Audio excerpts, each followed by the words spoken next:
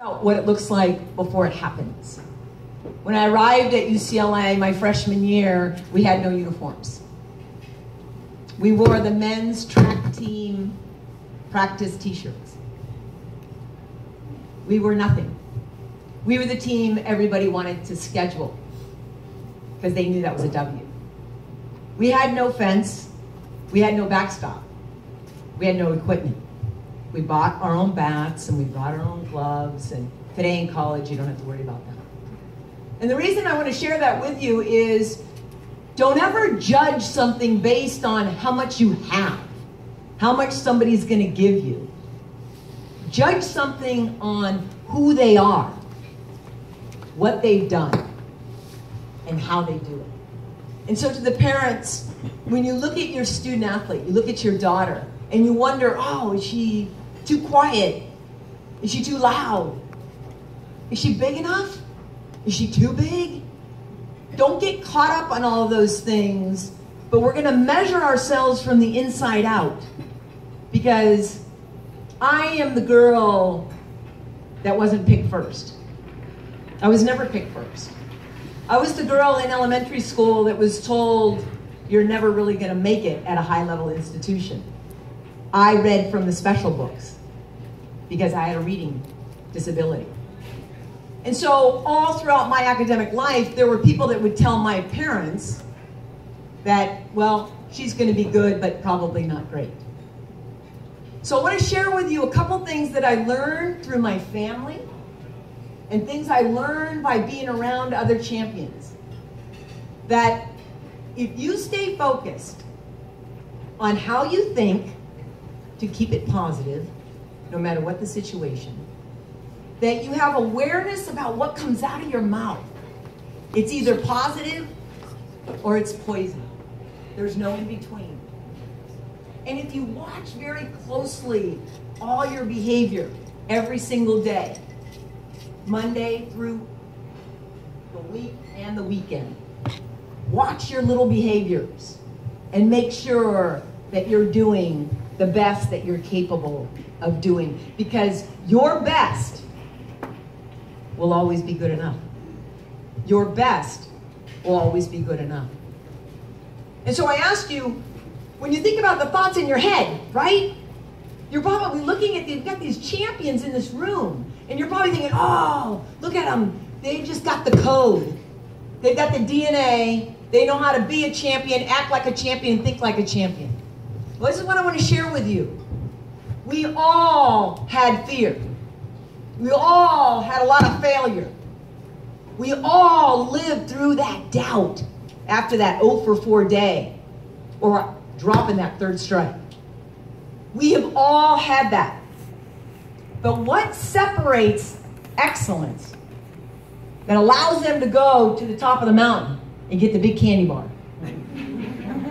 is how they manage that voice in their head. You know it's just positive or poison in there, right? You got the strong voice, right? You got the Jen Schroeder strong voice every single day saying, you got this. But then you've got that weak voice. Am I good enough? Is she better than me?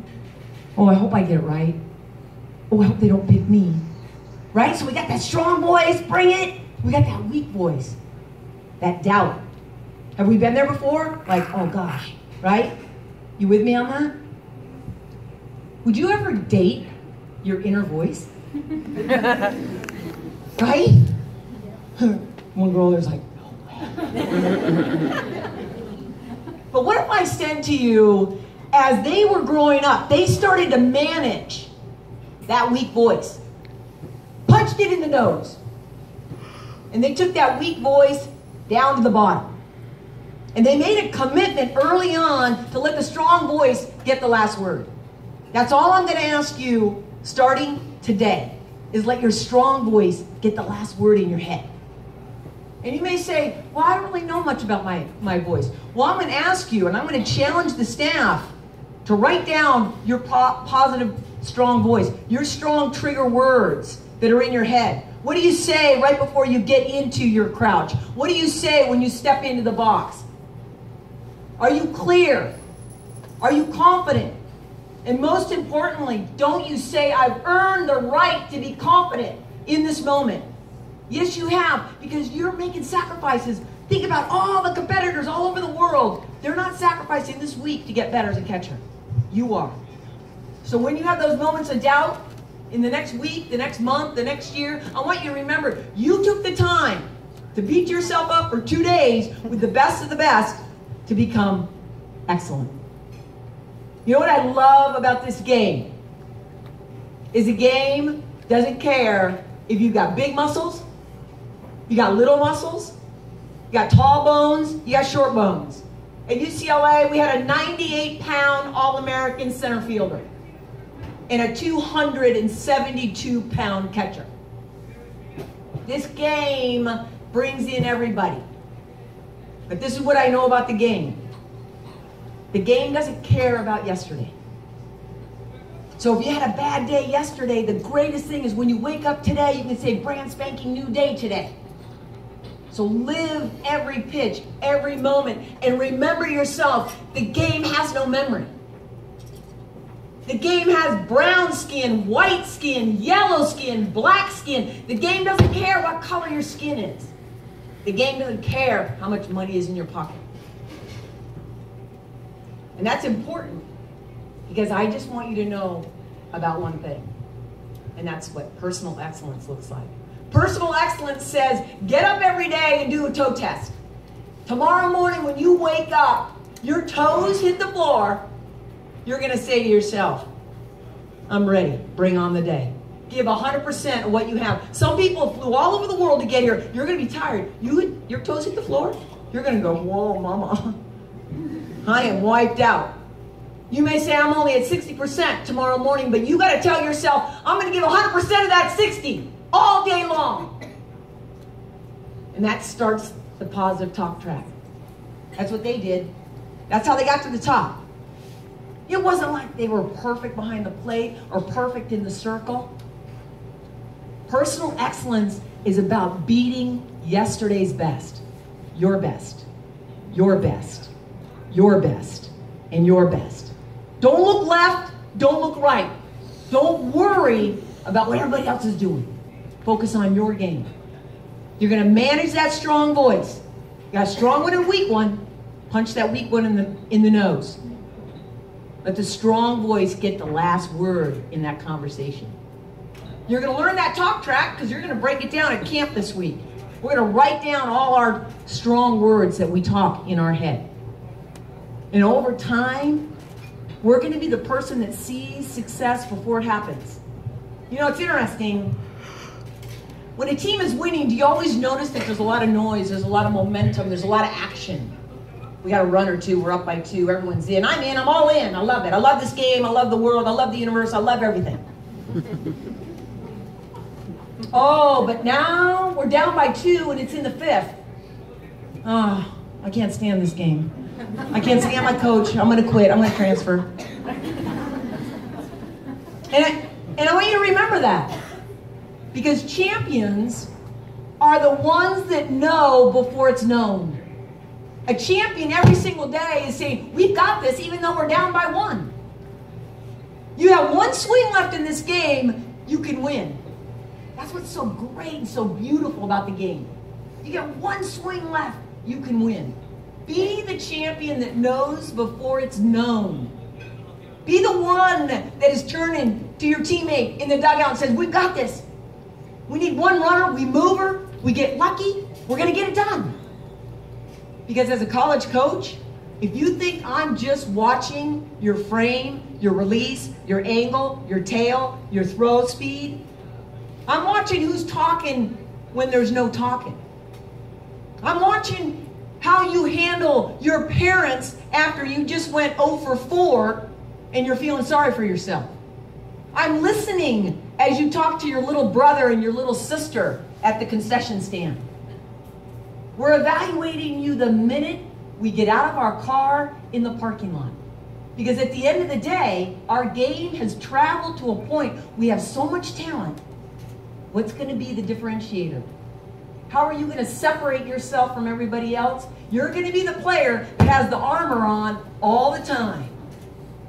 That you're going to be that one that stands behind home plate with your shoulders back, you're stirring them up, and you're calling it out like you're up by 10. And you could be down by 4. And so, starting tomorrow, when you put that gear on, you put those shin guards on, I want you to remember something. Be ready, because the game will kick you in the shin. Because we fail a lot. Those shin guards are going to protect you, your personal excellence, as long as you promise to give 100% effort and a positive attitude. Effort and attitude. Those are the anchors of a champion. They think positively, they speak positively, they act positively. You act positively over time, that's your character. And your character is your legacy. Your legacy is just a footprint that you leave behind. Some of you that just went into high school, you left a legacy in junior high, you left a footprint. What kind of footprint was it? So what, and you look here and you see, we got big bones, we got big muscles, we got little muscles. You got all different colors. But this is what they share that's the same. They learn to think positively, speak positively, act positively. They're not perfect. They have great failure recovery. At UCLA, every single day, we practiced our failure recovery system, and it went something like this. I go ahead and do a bobble. I learn to turn to my teammate. 2 pats. My bad. 2 outs. Super simple. That was our failure recovery system. My bad. 2 outs. And you know what? We got to get good at that. You got to get so good at that and so confident at that that it almost looks like you wanted to do that. And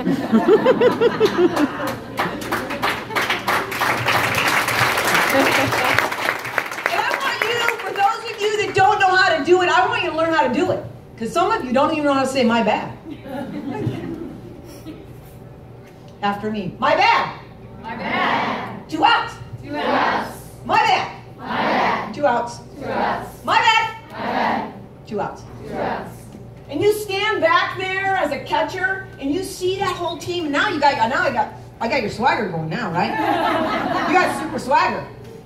But sometimes I tell Jen had super swagger. Jen would come in and tell me who should pitch. She was that girl. And I'm telling you, 99.9% of the time, she was right. But sometimes I remind Jen, I love the catchers, but you're the only position that's standing in foul territory. Don't blame me, I'm just the messenger. But you have the greatest opportunity to be the quarterback, because you're the only player that is facing your entire team. You are a reflection of how that pitcher feels. It is your job to be an engineer of belief. An engineer means you're going to get things done. You're going to break down the little things that you have to do. But of belief means you're going to convince that pitcher she can get it done. You're going to know before it's known. And remember, in closing, I want you to remember 2 things. I want you to remember the 33% rule, and I want you to remember that progress takes time. The 33% rule is super easy to remember. There's 1/3 of the people in your life, on your team, in your community, maybe even in your family, that will suck the life out of you. It's that bottom 1/3 girl she never told. She's one out there. She's complaining all the time. It's rainy. My cleats are heavy. I can't stand my bat. The pitchers stink. She's just barf, barf, barf. That's all she's doing. We know bottom 1/3, right? We know the barfer. Hopefully it's not us. Start being aware of what comes out of your hole. Be aware. It's positive or poison. And from this day forward, moms and dads now can be aware of the bottom 1/3s. It's code B3. B3 at 3 o'clock, heads up. And you got middle third, they kind of blow on the wind. Before the season, we're undefeated. They're going to be an All-American. They love the team. They love the sport. They love the universe. They love the coaches. They love everything. Now we're in the middle of the season. We're now 20-20. They're not starting. I hate this place. I hate everything. I hate my life. I'm going to transfer. And then you got top 1/3. That's you. Top 1%. Just trying to get a little bit better each and every day. I challenge you to be top 1/3 from this day forward and really go for it and be top 1% wherever you go. How you think, manage the strong voice. How you speak, it's positive or poison. How you act over time, make good decisions. That ends up being your character. Your character is your legacy. In closing, I'm going to give you a quick demonstration that progress takes time, and be patient. I need 2 claps. Oh. Right? Some people didn't even listen because they did 3 claps. And then I had some that said, I'm not going to clap. I don't know if my chair's going to blow up. I don't really trust her. I don't really know, the crazy lady. They had some that were super fired up. I got you, coach. And that's progress. Like a team, some all buy in, some don't, some are all in. Be patient with that and be the one that knows before it's known. That if I tell you I have your back, that I'm going to be the coach in your back pocket forever. I will be in her back pocket forever. And her mom's back pocket forever. We're in this game forever. We're in this together. I got you, you got me. We're in this together. I need 2 claps. 2 claps. 2 claps. I love you. Thank you. Have fun.